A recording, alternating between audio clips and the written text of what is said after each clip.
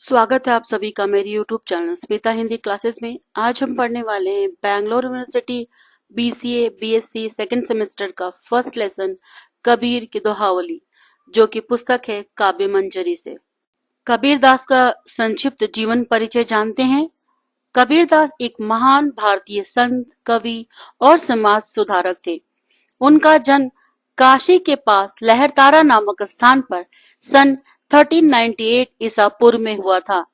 वे सन्यासी और भक्ति आंदोलन के प्रमुख नेता थे और उनकी कविताएं हिंदी साहित्य के अग्रदूतों में गिनी जाती है। कबीर दास का जीवन बहुत ही रहस्यमय और अनूठा रहा है। उनके जन्म के बारे में निश्चित जानकारी नहीं है, लेकिन उनके जीवन की कुछ महत्वपूर्ण घटनाओं और संदेशों को उनकी रचनाओं और उनके अनुयायियों द्वारा विश्वसनीयता से संदर्भित किया जा सकता है। कबीरदास ने अपने जीवन का बड़ा हिस्सा वाराणसी में बिताया और वहां से उनकी कविताएं उनके समय में व्यापक प्रसार पा गई। उनकी रचनाएं ब्राह्मण शास्त्रों के विरोधी और समाज में सामाजिक सुधार के प्रोत्साहन में महत्वपूर्ण भूमिका निभाई। उन्होंने धार्मिक और सामाजिक सरोकारों का विवेचन किया और उन्हें अपनी कविताओं के माध्यम से समझाने का प्रयास किया।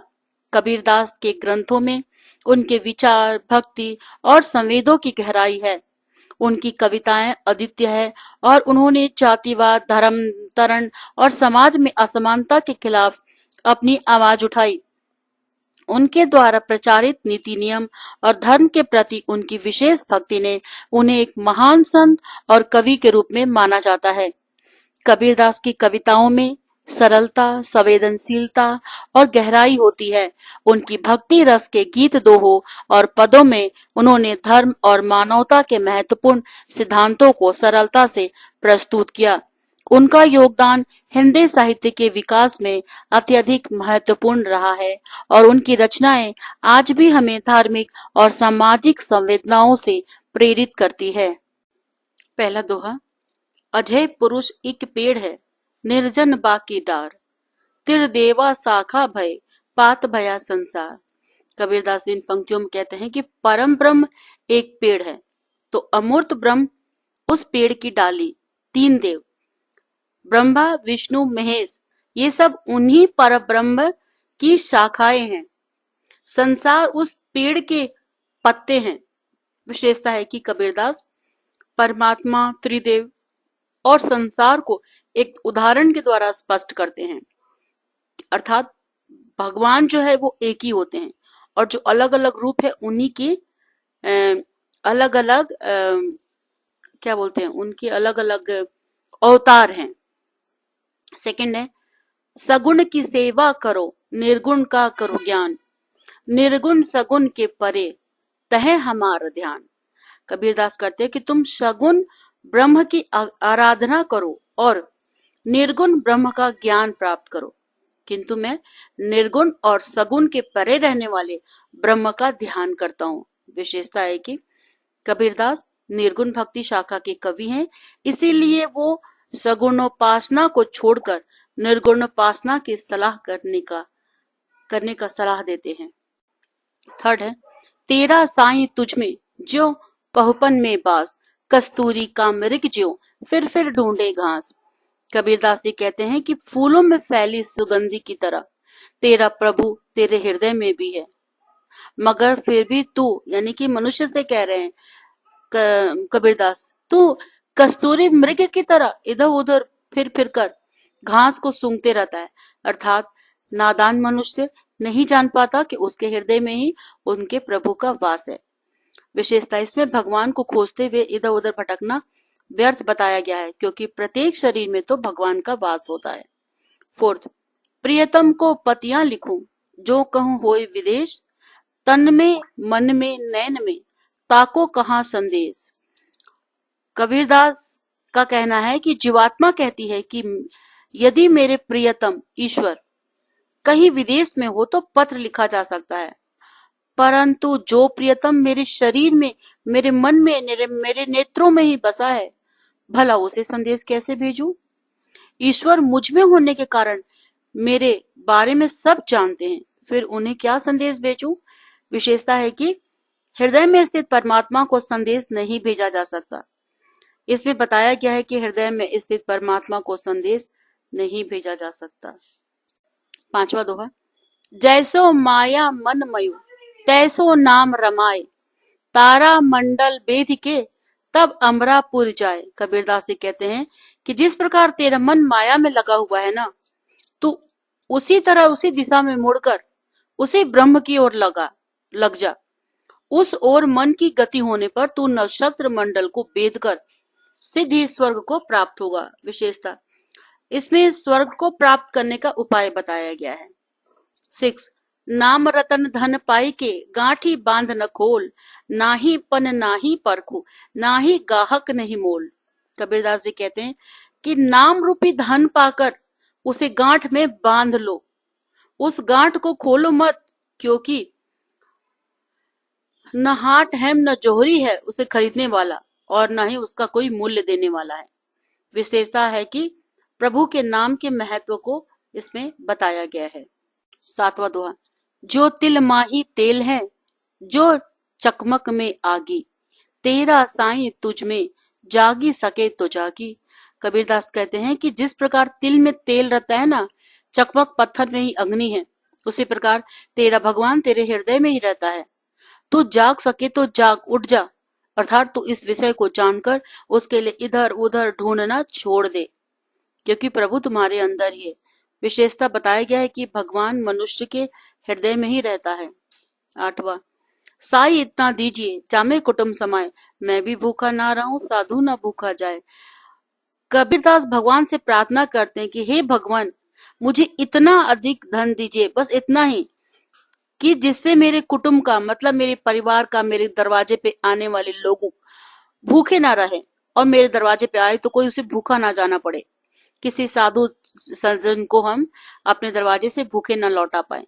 विशेषता, इस दोहे से कबीरदास के सरल और सीधे स्वभाव का पता चलता है। दुख में सुमिरन सब करे सुख में करे न कोई, जो सुख में सुमिरन करे तो फिर दुख काहे का होय।